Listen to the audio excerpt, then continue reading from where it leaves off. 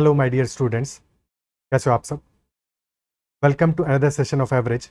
आज का सेशन बहुत ही इंपॉर्टेंट होने वाला है and will be discussing some very very important concepts in today's session.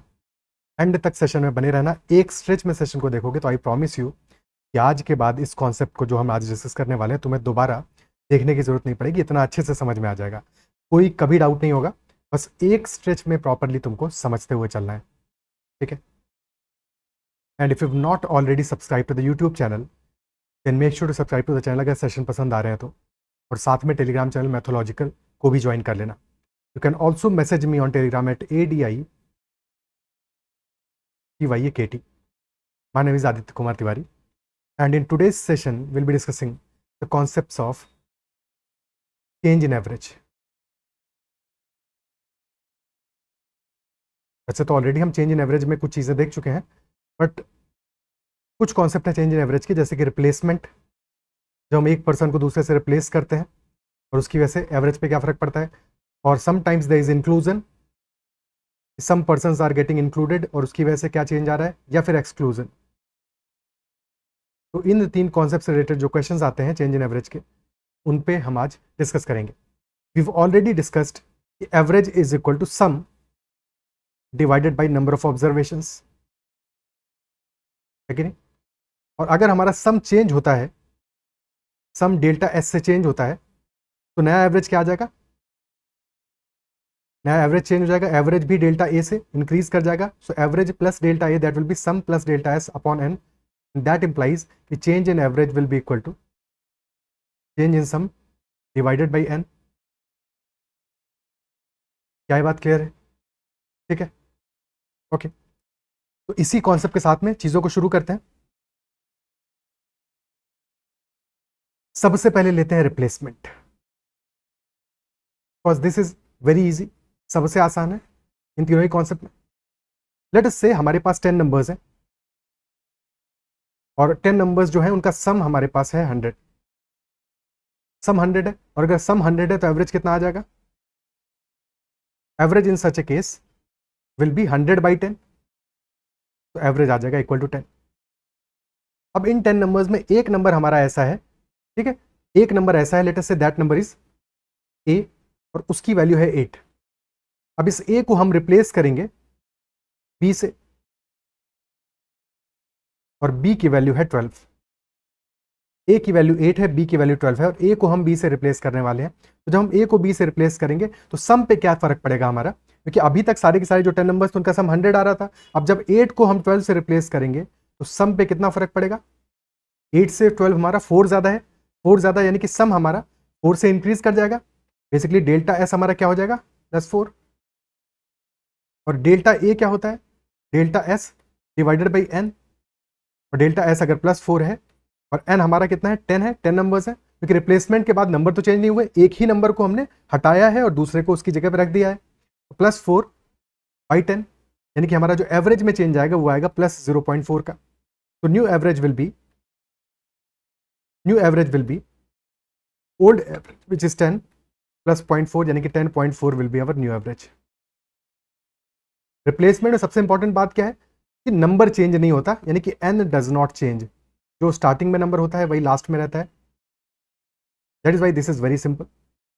बस हमें सिर्फ इतना देखना है कि सम में क्या चेंज आ रहा है, डेल्टा एस की वैल्यू क्या है, ठीक है, और वही हमारा डिटरमाइन कर लेगा कि डेल्टा ए क्या आएगा या एवरेज में चेंज क्या आएगा। क्या ये बात समझ में आती है, ठीक है। लिखने के लिए इतनी सारी कहानी लिखी है हमने, बट बात समझने की सिर्फ इतनी सी है कि 8 को किया हमने 12 से चेंज, इंक्रीज आया 4 का, और क्योंकि टोटल नंबर्स 10 है तो इंक्रीज एवरेज में आएगा 4/10 यानी 0.4 का। That is all about this concept replacement. Done. Next concept है इंक्लूजन का।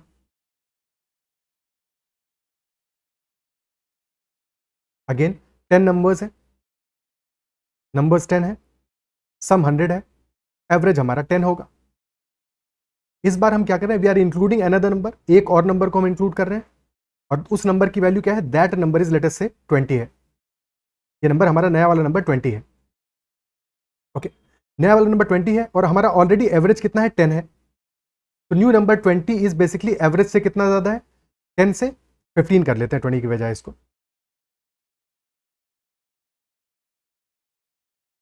तो न्यू एवरेज जो नंबर हम इंक्लूड कर रहे हैं, दिस नंबर इज कितना ज्यादा एवरेज से, एवरेज हमारा 10 है, एवरेज से 5 ज्यादा है, 5 ज्यादा है। और डेविएशन वाला कॉन्सेप्ट हम ऑलरेडी देख चुके हैं, ठीक है। तो जहां पे हम डेल्टा एस अभी तक देख रहे थे, बस डेविएशन देखो। तो 10 हमारा इनिशियल एवरेज है और एवरेज से 5 ज्यादा है, यानी कि डेविएशन कितना है, 5 का डेविएशन है, एवरेज से 5 ज्यादा है, ठीक है। तो ये हमारा सम को कितने से इंक्रीज करेगा, अगर लेटेस्ट से नया नंबर भी हमारा 10 ही होता है, ऑलरेडी हमारा 10 नंबर्स का सम 100 है, ठीक है, एवरेज है 100/10 यानी कि 10। अगर नया नंबर भी हमारा 10 होता यानी एवरेज के बराबर ही होता, तो सम हमारा 100 + 10 हो जाता और नंबर्स 10 + 1 हो जाते, तो 110/11 यानी कि अगेन हमारा जो एवरेज था वो चेंज नहीं होता, डेल्टा ए 0 आ जाता, डेल्टा ए 0 आ जाता। और डेल्टा ए 0 क्या आता, क्योंकि ये जो नया नंबर हमने ऐड किया है, this new number is nothing but average only, average से इसका जो डेविएशन है दैट इज 0, एवरेज से जो इसका डेविएशन है वो 0 है, ठीक है। सो डेविएशन की वजह से फर्क पड़ेगा। यहाँ पे हमारा डेविएशन क्या है, अगर मैं 15 लिया है नया नंबर, तो डेविएशन कितना है, 5 का है। तो ये जो डेल्टा डी है ये इंपॉर्टेंट है, इसी की वजह से हमारा एवरेज चेंज होगा, ठीक है। So change in average delta A will be delta D by N. और यहाँ पे एक चीज और ध्यान रखनी है, ये जो एन हम लिख रहे हैं, ये एन न्यू कंडीशंस वाला एन होगा, यानी कि जब हम इंक्लूड कर रहे हैं तो क्या होगा, एक नंबर को हमने इंक्लूड किया है तो एन हमारा 1 से इंक्रीज कर जाएगा, और अगर हम एक्सक्लूड करेंगे तो एन हमारा डिक्रीज करेगा, तो 1 या 2 जितना भी हम एक्सक्लूड कर रहे हैं उतने से एन हमारा डिक्रीज कर जाएगा। तो ये ध्यान रखना है, ठीक है। इस एन के बारे में चीज ध्यान रखनी है, ये एन यानी नंबर ऑफ ऑब्जर्वेशन है इन दैट कंडीशन, जबकि हम डेल्टा ए निकाल रहे हैं। तो डेल्टा डी कितना है, 5 है, तो डेल्टा ए हमारा आ जाएगा 5 पाई, नंबर कितना है, ये 5 जो एक्स्ट्रा है ये कितनों में डिस्ट्रीब्यूट होगा, ये सारे के सारे नंबर्स में डिस्ट्रीब्यूट होगा, और नंबर्स हमारे अब 11 है, 10 नहीं है, तो ये 5 पूरे 11 नंबर्स में डिस्ट्रीब्यूट होगा, that is why delta A आ जाएगा 5/11। और साइन के साथ रखना है, +5/11 होगा, ठीक है, यानी कि दिस विल बी 0.45 का इंक्रीज आएगा एवरेज में। तो new average will be old average which is 10 + 0.45 due to this. क्या ये बात समझ में आती है, क्लियर है, ठीक है। अब लेटेस्ट से हम एक की बजाय 2 नंबर्स ऐड करते, अगर एक की बजाय हमने 2 नंबर्स ऐड किए होते तब क्या स्टोरी बनता, लेटेस्ट से हमने एक की बजाय अगर 2 नंबर्स ऐड किए होते, ठीक है, दोनों नंबर्स का एवरेज हमारा 15 होता, ऑलरेडी 10 नंबर से इनका की एवरेज हमारा 10 था, तो यानी कि जो 2 नंबर्स हमने नए ऐड किए हैं इनका एवरेज 10 से 5 ज्यादा है, 10 से 5 ज्यादा है, ठीक है। तो डेविएशन टोटल कितना आएगा, 2 नंबर्स है ऐड किए हैं हमने और हर एक का डेविएशन 5 ज्यादा है, तो net delta D, total delta D क्या आ जाएगा, दैट विल बी 2 × 5, और टोटल नंबर्स कितने हैं 10 + 2, तो डेल्टा ए आ जाएगा हमारा +10/12, तो यानी कि +5/6 हमारा एवरेज हो जाएगा। क्या ये बात समझ में आती है, ठीक है, क्या ये बात क्लियर होती है। अब एक्सक्लूजन वाली बातें डिस्कस करते हैं।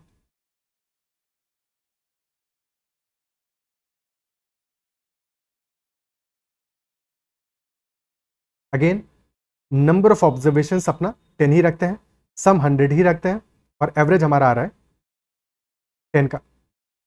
हमने क्या किया, हमने इनमें से एक नंबर को रिमूव किया है, रिमूव करेंगे, जिस नंबर को हम रिमूव कर रहे हैं that number is let us से 12 है, तो 12 को हम रिमूव करने वाले हैं, एक्सक्लूड करने वाले हैं। और अगर हम 12 को रिमूव करने वाले हैं, 12 हमारा क्या है, 12 एवरेज 10 से कितना ज्यादा है, 2 ज्यादा है, ठीक है। बट इस बार हम क्या कर रहे हैं, रिमूव कर रहे हैं, तो अगर हम सिर्फ और सिर्फ 10 को रिमूव करते, 100 हमारा सम था 10 नंबर्स का, और जिस नंबर को हम रिमूव करते थे अगर वो नंबर हमारा 10 ही होता, 10 ही होता तो 90 बचता और नंबर्स बचते 9, तो एवरेज अगेन हमारा अनचेंज रहता, 10 ही रहता, बिकॉज हमने जिस नंबर को रिमूव किया है वो एवरेज के बराबर ही है। बट अगर हम एवरेज से बड़ा नंबर रिमूव करेंगे, यानी कि 12 अगर हमने रिमूव किया है, तो एवरेज से कितना ज्यादा है, ये 10 तो रिमूव किया ही किया, 2 एक्स्ट्रा रिमूव कर लिया है, तो जो एक्स्ट्रा हमने रिमूव किया है ये हमारे एवरेज को डिक्रीज करेगा, हम रिमूव कर रहे हैं एक्स्ट्रा तो डिक्रीज करेगा, यानी कि जो +2 आ रहा है हमारा एक्स्ट्रा, ये जो रिमूव कर रहा है इसकी वजह से एवरेज में डिक्रीज कितना आएगा, -2 का डिक्रीज आएगा, ठीक है। एवरेज में डिक्रीज -2 का नहीं आएगा, बट हमारा जो डेल्टा डी है वो -2 हो जाएगा, क्योंकि नेट डेविएशन 0 होना चाहिए। जिसको हम रिमूव कर रहे हैं एक सेपरेट ग्रुप है, अब 2 ग्रुप हमारे बन गए, पहले तो 10 का एक ग्रुप था, अब एक जिसको रिमूव किया है और 9 जो बचे हैं, अभी जो 9 बचे हैं इनमें डेविएशन कितना होगा, -2 का होगा, इनमें डेविएशन -2 का होगा, क्योंकि इसमें +2 का है, नेट डेविएशन तो 0 आना चाहिए, ठीक है। तो ये जो डेल्टा डी है हमारा ये -2 है, तो इसकी वजह से एवरेज में चेंज कितना आएगा, -2 divided by number of observations, और अब ऑब्जर्वेशंस बची कितनी है, 9 बची है, 9 बचे हैं क्योंकि एक ऑब्जर्वेशन को हमने रिमूव कर दिया है, एक नंबर को रिमूव कर दिया है 10 में से, तो -2/9 ये हमारा नया एवरेज का चेंज आएगा। तो न्यू एवरेज आ जाएगा old average 10 minus delta A, 10 plus delta A, यानी कि और क्योंकि डेल्टा ए नेगेटिव है दैट इज वाई 10 माइनस 2/9, तो 9 एंड 7/9 हमारा वैल्यू आ जाएगा ऑफ न्यू एवरेज। क्या ये बात समझ में आती है? ठीक है, अब इसी पे बेस्ड कुछ क्वेश्चंस करेंगे जहां पे कि हम इन बातों को फिर से बार बार कंसोलिडेट करेंगे। बट क्या ये बात समझ में आती है? क्या ये बात क्लियर होती है? ठीक है, अपने एंड पे इन चीज़ों को करके देख लो एक बार फिर से, अगर फिर भी तुमको दिक्कत आ रहा है तो एक बार इन एग्जाम्पल्स को एक बार फिर से रिवाइंड करके चेक कर लो और फिर आगे बढ़ते हैं। ठीक है, ओके। फर्स्ट क्वेश्चन लेते हैं। Question number 1, average weight of 8 men is increased by 1.5 kilograms when one of them weighing 80 kg is replaced by another man। तो रिप्लेसमेंट कर रहे हैं हम यहाँ पे, ठीक है, रिप्लेसमेंट कर रहे हैं और एक पर्सन है जिसका की वेट है 80 किलोग्राम्स, उसको हम रिप्लेस कर रहे हैं एक दूसरे आदमी से जिसका वेट हमको पता नहीं है। बट हमें क्या पता है? वी नो कि 8 men है जिनका की एवरेज वेट इंक्रीज कर रहा है कितने से? 1.5 kg से इंक्रीज कर रहा है। और अगर एवरेज वेट 8 men का इंक्रीज कर रहा है 1.5 kg से, रिप्लेसमेंट में नंबर तो चेंज नहीं होता, तो डेल्टा एस कितना आ जाएगा? डेल्टा एस कितना आ जाएगा? ठीक है, डेल्टा एस कितना आ जाएगा? दैट विल बी 8 इंटू 1.5, और क्योंकि इंक्रीज हो रहा है तो साइन के साथ लिखो, यानी कि प्लस 8 इंटू 1.5 यानी कि प्लस 12 kg, ये हमारा डेल्टा एस आएगा। और अगर रिप्लेसमेंट की वजह से 12 kg इंक्रीज कर रहा है सम हमारा, तो क्यों इंक्रीज कर रहा है? क्योंकि नए वाले बंदे का जो वेट है वो ज्यादा होना चाहिए 80 से। कितना ज्यादा होगा? 80 प्लस 12 होगा, यानी कि 92 किलोग्राम्स होगा। तो ये हमारा आंसर आ जाएगा 92 kg। क्या ये बात क्लियर है? ठीक है, ओके। अब इसको डेल्टा एस लिखो, डेल्टा डी लिखो, फर्क नहीं पड़ता, आंसर अपना 92 आ जाएगा। क्या ये बात समझ में आती है? ठीक है, क्योंकि रिप्लेसमेंट के लिए डेल्टा एस डेल्टा डी दोनों सेम आने वाला है, बाकी केसेस में डिफरेंट होगा। ओके, ठीक है, तो हमारा 92 kg वेट आ जाएगा नए पर्सन का। Next question, average age of a group of men decreases from 40 to 38 years, जबकि हम एक मेंबर ए को रिप्लेस कर रहे हैं बी से। तो इनिशियली एवरेज एज हमारा 40 था, बट डिक्रीज करके हो जा रहा है 38, -2 का डिक्रीज आ रहा है एवरेज में, एवरेज में -2 का डिक्रीज आ रहा है। ठीक है, और क्यों डिक्रीज आ रहा है? क्योंकि हम ए को रिप्लेस कर रहे हैं बी से, और जब ए को बी से रिप्लेस कर रहे हैं जिसकी वजह से कि एवरेज हमारा डिक्रीज हो रहा है, तो ये बात भी समझ में आनी चाहिए कि बी का वेट ए से कम होना चाहिए, यानी कि बी का वेट ए से कम होना चाहिए, तभी तो ऐसा पॉसिबल है कि एवरेज हमारा डिक्रीज करेगा। क्या ये बात समझ में आती है? लिखा भी है B is 24 years younger than A, तो बी का वेट अगर 24 ईयर्स कम है ए से, यानी कि सम में कितना फर्क पड़ेगा? डेल्टा एस हमारा कितना है? -24, क्योंकि बी का एज है कि वेट है? क्या है? एज है। हाँ, तो बी का वेट मैंने गलती से लिख दिया, ठीक है, एज है बेसिकली। तो डेल्टा एस में फर्क कितना आ रहा है? 24 का, 24 से डिक्रीज कर रहा है डेल्टा एस, तो एवरेज में फर्क कितना आएगा?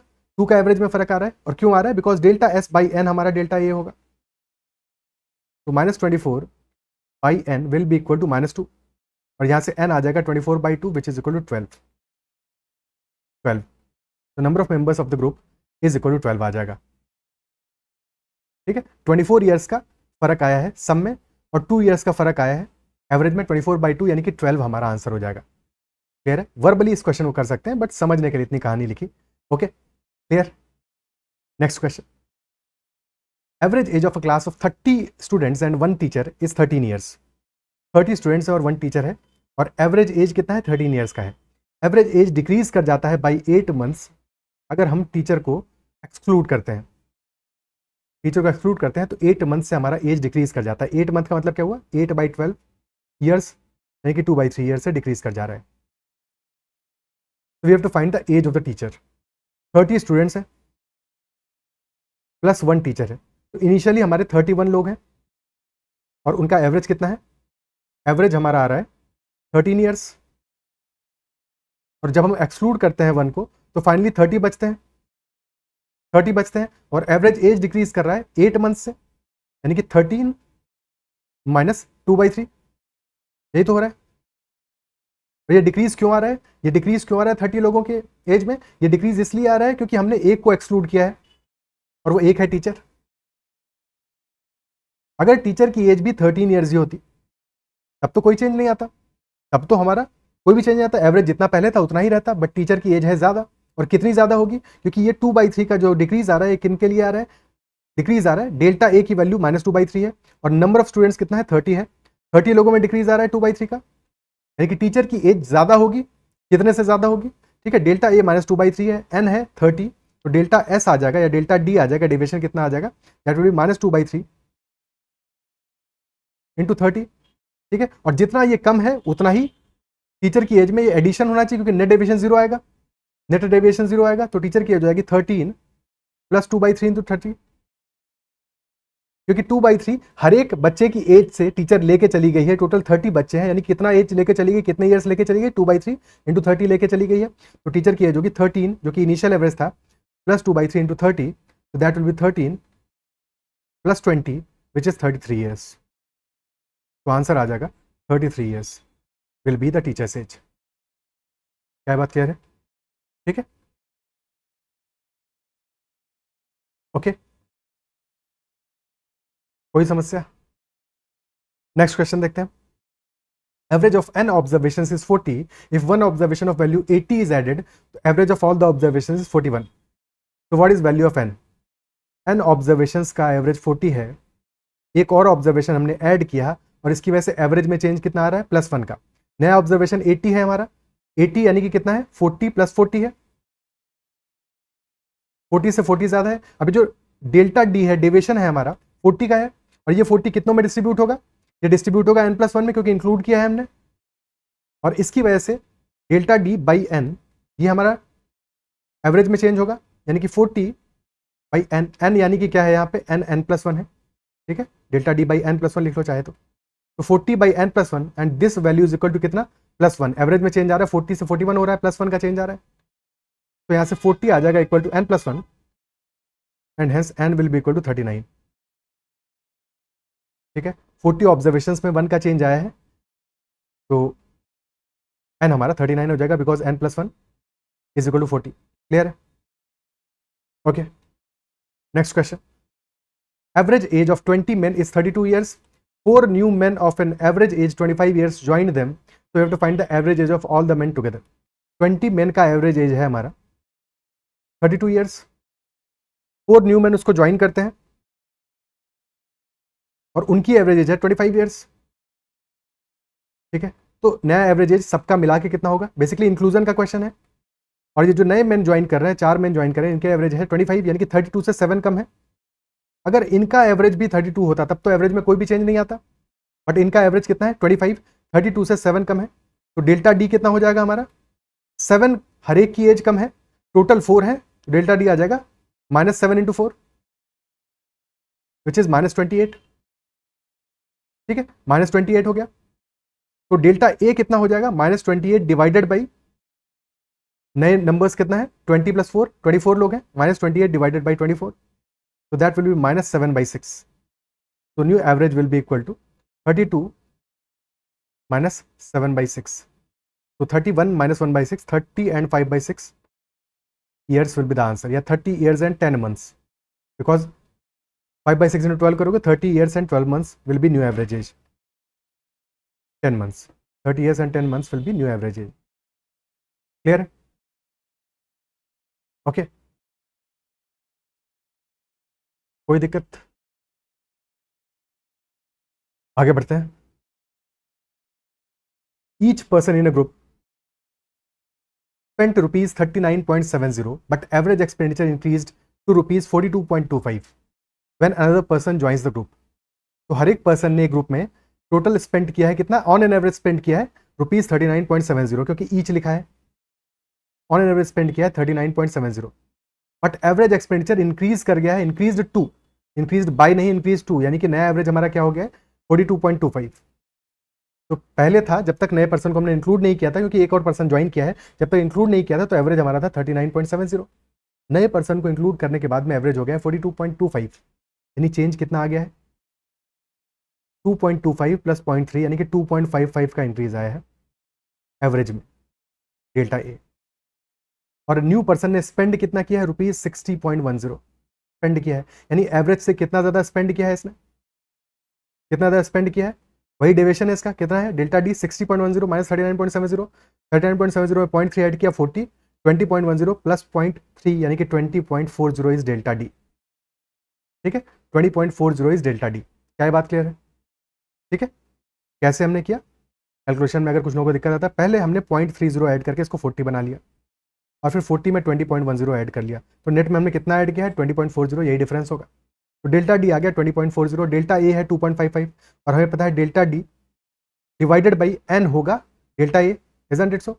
और बेसिकली अगर पहले एन नंबर्स थे तो अभी क्या है एक और स्टूडेंट ऐड हो गया है या एक और पर्सन ग्रुप में ऐड हो गया है, तो अब ये जो एवरेज में चेंज आया है ये पूरे में चेंज आया है, उसको मिलाने के बाद में आया है। तो अगर पहले एन थे, इनिशियली अगर नंबर एन था, अब नंबर होगा delta D by N plus 1 और this is equal to delta A, यानी कि 20.40 divide by N plus 1 is 2.55।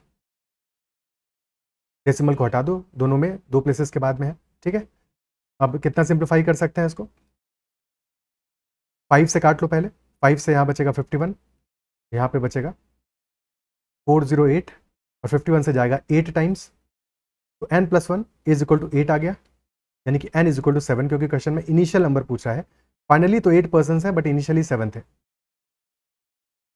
क्या ये बात क्लियर है? ठीक है, इज दैट क्लियर? यही सेम बात अगर इक्वेशन बना के करना चाहो तो वैसे भी किया जा सकता है। इक्वेशन बना के कैसे करेंगे वो भी देख लेते हैं।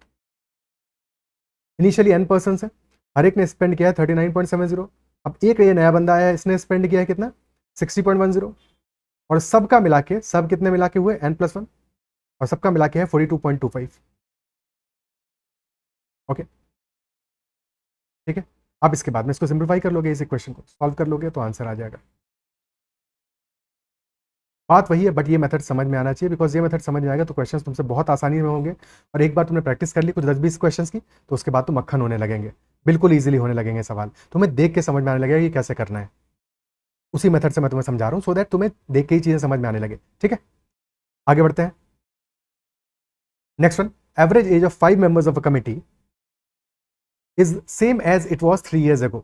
एवरेज एज जितना 3 साल पहले था आज भी उतना ही है 5 मेंबर्स का। As an old member is replaced by a new one. पहले एक मेंबर था, उसको हमने रिप्लेस कर दिया है नए पर्सन से, इसकी वजह से क्या फर्क पड़ा है कि कमेटी का जो एवरेज एज 3 साल पहले था वही आज है। तो डिफरेंस इन देयर एजेस क्या होगा, देयर मतलब किनकी, ओल्ड पर्सन और न्यू पर्सन का एज में डिफरेंस क्या होगा। 5 मेंबर्स की कमेटी है,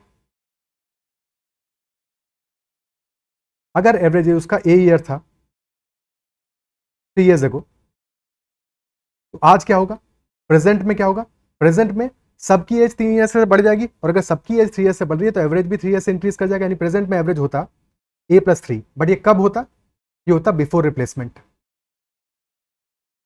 before replacement. But after replacement क्या हुआ है, कोई चेंज नहीं आया, यानी कि आफ्टर रिप्लेसमेंट इनकी एज अभी भी एवरेज एज ए ही है, यानी कि आफ्टर रिप्लेसमेंट फर्क क्या पड़ा है, एवरेज में फर्क पड़ा है -3 का, एवरेज 3 से डिक्रीज कर गया है, तो डेल्टा ए हमारा है -3 और नंबर ऑफ पर्सन 5 है, रिप्लेसमेंट हुआ है तो नंबर ऑफ पर्सन तो सेम ही रहेंगे, चेंज नहीं होगा। ठीक है, सो डेल्टा एस हमारा आ जाएगा -3 × 5 यानी कि -15। तो नया पर्सन जो ऐड किया है उसकी एज 15 ईयर्स कम होगी, डिफरेंस इन एजेस आएगा 15 ईयर्स का, बट नए पर्सन की एज 15 ईयर्स कम होगी, वही तो लिखा है old member is replaced by a new one, तो नए मेंबर की एज 15 ईयर्स कम होगी, that is the answer. Straight away 3 × 5 15 का डिफरेंस है। ठीक है, क्योंकि सेम हुआ है, कोई चेंज नहीं आया एवरेज में। अगर एवरेज में चेंज आता कि एक ईयर से डिक्रीज कर जाता, एक ईयर से बढ़ जाता, तब फिर थोड़ा ध्यान से देखना पड़ता, यानी लिख के समझना पड़ता। क्लियर है? ठीक है, next question, average of 20 numbers is 36 if 2 numbers are 39 and 29 then what is the average of remaining numbers। तो 20 numbers का एवरेज है 36, जिनमें से कि 2 numbers हैं 39 and 29, और रिमेनिंग नंबर्स का एवरेज क्या होगा, यानी कि 2 numbers को हम एक्सक्लूड कर रहे हैं, एक तरह से एक्सक्लूजन ही तो हुआ, 2 numbers हमने एक्सक्लूड किए हैं और इनका एवरेज कितना आ रहा है, अगर 39 29 ये नंबर्स हैं तो एवरेज आएगा इनके मिडिल में, यानी 34, 39 + 29 / 2 दैट विल बी 34, इनका एवरेज है 34। ओके, यानी कि 36 से कितना कम है, 2 कम है, 2 कम है, तो बचे हुए जो 18 नंबर्स हैं, क्योंकि 2 को तो हमने रिमूव कर दिया, अगर यहाँ पे डेविएशन कितना आ रहा है, -2 का डेविएशन है एक नंबर का, बट टोटल 2 नंबर्स हम रिमूव कर रहे हैं, यानी कि यहाँ पे डेल्टा डी कितना आएगा, -4 आएगा उन नंबर्स को जिनको हम रिमूव कर रहे हैं, और अगर -4 ये लेके जा रहे हैं यानी कि +4 देके जा रहे होंगे, इजंट इट सो, अगर ये -4 लेके जा रहे हैं तो +4 देके जा रहे होंगे, यानी कि बेसिकली पहले ये था जब ये दो नंबर्स एडेड थे, इनका एवरेज क्योंकि कम था तो इन्होंने 4 और एक्स्ट्रा लेके रखा हुआ था बाकी 18 नंबर्स से, जो अब फ्री हो गया है। तो अब वो उन 18 नंबर्स को वापस मिल गया है। नेट डेविएशन तो 0 आना चाहिए ना, ठीक है। सो अगर ये -4 लेके जा रहे हैं तो +4 लेके जा रहे हैं, तो 18 नंबर्स का एवरेज कितना है, डेल्टा डी है अगर +4, तो एवरेज में क्या चेंज आएगा, डेल्टा ए हमारा हो जाएगा +4 डिवाइडेड बाई नंबर्स कितने बचे हैं, 18 बचे हैं, तो +4/18, तो +2/9 हो जाएगा। तो new average will B 36 + 2/9 which will be 36.22। तो आंसर आ जाएगा 36.22। क्या ये बात क्लियर है, ठीक है।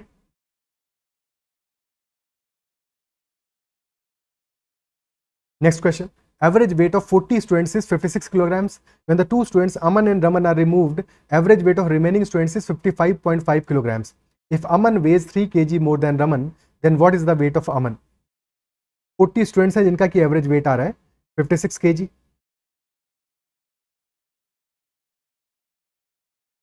To students Aman and Raman are removed, इन टू का एवरेज वेट कितना है, रिमेनिंग का एवरेज दिया है, अच्छा 38 का एवरेज दिया है, 38 का एवरेज कितना है 55.5 kg। तो बेसिकली रिमेनिंग का एवरेज अगर 55.5 kg है, यानी कि डिक्रीज कितना हुआ है, 56 से 0.5 का डिक्रीज हुआ है, 0.5 kg का डिक्रीज हुआ है, ठीक है। और अगर 0.5 kg का एवरेज में डिक्रीज हुआ है, यानी कि डेल्टा ए की वैल्यू हमें गिवन है इनके लिए, और 38% में ये डिक्रीज हुआ है, तो डेविएशन कितना होगा टोटल, डेल्टा डी कितना होगा, डेल्टा डी हो जाएगा 38 इंटू -0.5, तो -19 आ गया, -19 आ गया, और नेट डेविएशन तो 0 होगा। तो अगर इनके लिए डेल्टा डी -19 है, तो यहां पे डेविएशन कितना होगा, दिस विल बी +19, +19। क्या बात समझ में आती है, ठीक है। डेविएशन +19 होगा किससे, एवरेज से, और 2% है, 2% है, ठीक है। तो 56 + 56 + 19 ये सम आ जाएगा इनके लिए, ठीक है, ये सम आ जाएगा इनके लिए। या फिर एवरेज निकालना होता अगर इनका, तो एवरेज होता है 56 प्लस डेविएशन +19 का है, और 2% है, तो एक के लिए कितना आएगा, एवरेज में चेंज कितना आएगा, दैट विल बी 56 + 19/2, ये एवरेज आता है इनके लिए, एवरेज ये आता, सम आएगा 56 + 56 + 19। क्या ये बात समझ में आती है, एवरेज मल्टीप्लाई बाई 2, क्योंकि 2% है। क्या ये बात क्लियर है, ठीक है, ओके। तो चाहे तो एवरेज से सम निकाल लो, अदरवाइज 56 + 56, क्योंकि हमने क्योंकि दो लोगों का एवरेज डिस्ट्रीब्यूट किया और एक्स्ट्रा डेविएशन ऐड कर देंगे। क्वेश्चन कह रहा है अमन का वेट 3 kg ज्यादा है रमन से, तो अमन का वेट क्या होगा। तो ये सम कितना आ रहा है हमारा, 56 + 56 + 19, दैट इज 112 + 19 131, 131 kg आ रहा है, और अमन का वेट रमन से 3 kg ज्यादा है, तो अमन का weight is equal to Raman +3, okay.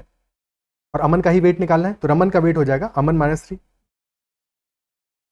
तो अमन प्लस रमन का वेट है Aman -3, a + a -3, and that is 131, तो 2a आ जाएगा हमारा 134, तो a will be equal to 67 kg, यानी अमन का वेट आ जाएगा 67 kg, और रमन का वेट आ जाएगा 64 kg। रमन का 3 kg कम होगा, 64 kg आ जाएगा। क्लियर है, ओके, ठीक है। इसी बात को हम शॉर्ट में करते हैं, इतनी कहानी क्योंकि बस लिख रहे हैं समझने के लिए अभी स्टार्ट में। अदरवाइज 56 है, 40 लोगों का 40% का वेट, 38 का वेट है 55.5, यानी कि 38 का weight 0.5 kg on an average कम है, तो डेविएशन कितना होगा, डेल्टा डी आएगा -0.5 इंटू 38, यानी कि 19 kg। ये है डेल्टा डी किन के लिए, 38% के लिए। तो जो 2% को हमने रिमूव किया है उनके लिए डेल्टा डी हो जाएगा प्लस के साथ होगा, यानी डेल्टा डी होगा +19 kg, ओके। दोनों को पहले तो एवरेज के बराबर बराबर बांट दो, 56 अमन और रमन को। अब हमें पता है कि अमन का वेट 3 kg ज्यादा है, तो 3 kg को पहले ही डेल्टा डी में से सेपरेट कर लो, ठीक है। 3 kg को सेपरेट कर लो तो 3 + 16 हो गया। अभी जो बचा हुआ 16 है, ये भी आधा आधा बांट दो, और अमन को 3 kg जो एक्स्ट्रा है ये दे दो। अमन का एज आ जाएगा, वेट आ जाएगा 56 + 8 64 + 3 67 kg, और रमन का आ जाएगा 64 kg।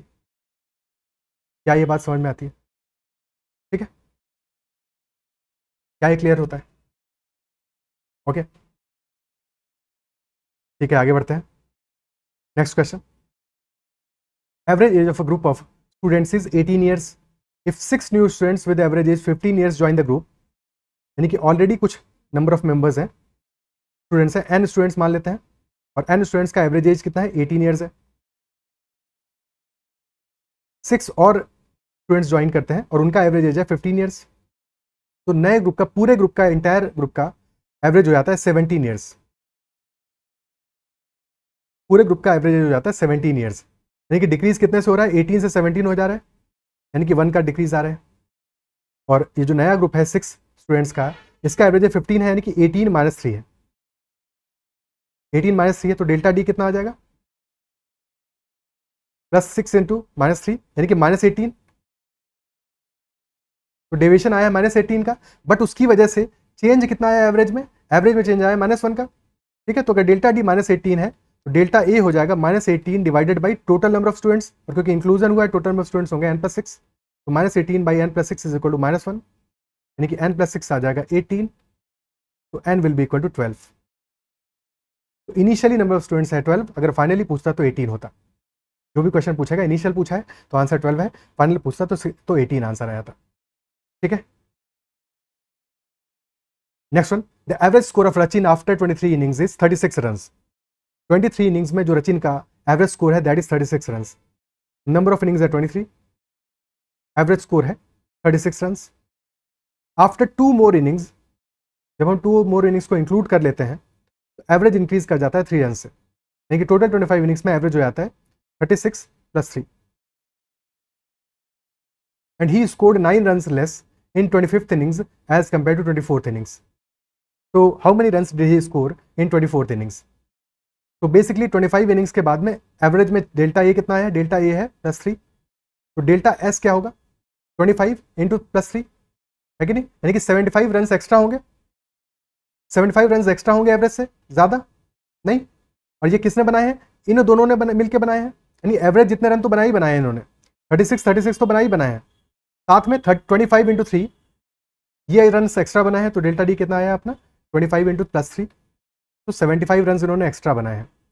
ठीक है, +75, ये टोटल रन बनाए हैं इन्होंने 24th और 25th इनिंग्स में मिला के,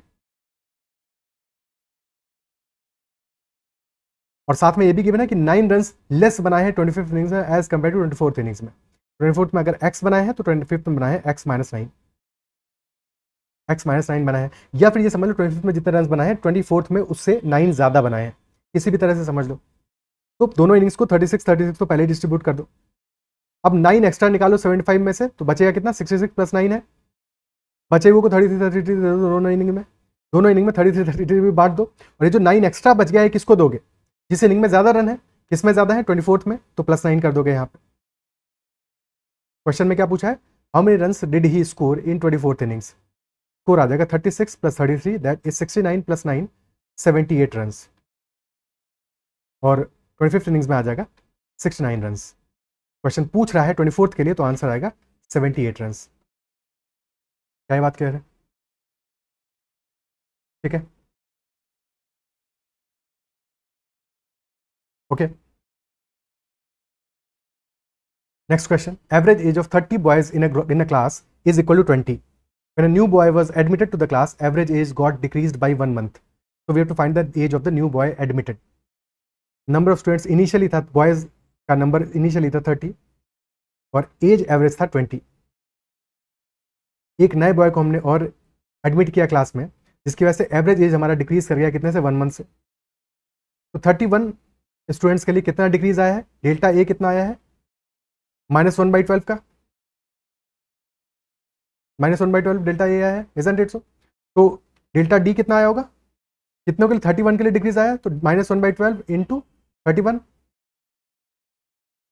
ठीक है, और ये किसको दे दोगे, इतना एज कम होगा नए वाले पर्सन का, नए वाले बॉय का, तभी तो ये फर्क आया है, तभी तो ये फर्क आया है। तो नए पर्सन की एज कितनी होगी, 20 -31/12। ओके, तो एज कितना आ जाएगा, 20 -31/12, ये आ जाएगा 20 -2 एंड 7/12, तो दैट इज 18 -7/12, 17 एंड 5/12। क्या बात क्लियर है, यानी कि अप्रॉक्सीमेटली 17.42 ईयर्स के आसपास की वैल्यू आ रही है। क्या है बात क्लियर? ओके, ठीक है। तो these are all the questions. I believe आज के सेशन में तुम्हें चीज़ें समझ में आई होंगी, सारे के सारे क्वेश्चन समझ में आएंगे। कहीं पे भी किसी भी क्वेश्चन में अगर दिक्कत आया है तो एक बार कमेंट में ज़रूर मेंशन करना। अगर सेशन पसंद आया तो उसको लाइक ज़रूर करना। अगर अब तक चैनल सब्सक्राइब नहीं किया है तो ज़रूर से कर लेना। साथ में अप्रोच तुम्हें कैसा लगा ये ज़रूर बताना, ठीक है। अपना अप्रिसिएशन और फीडबैक भी ज़रूर देना। अगर अब तक चैनल सब्सक्राइब नहीं किया है तो ज़रूर कर लेना, अपने फ्रेंड से भी ज़रूर शेयर करना। और टेलीग्राम चैनल अगर अब तक नहीं ज्वाइन किया है तो मैथोलॉजिकल टेलीग्राम चैनल को ज्वाइन कर लेना। साथ में you can also message me on Telegram at ADITYAKT. That is all for this session. Bye bye. Take care.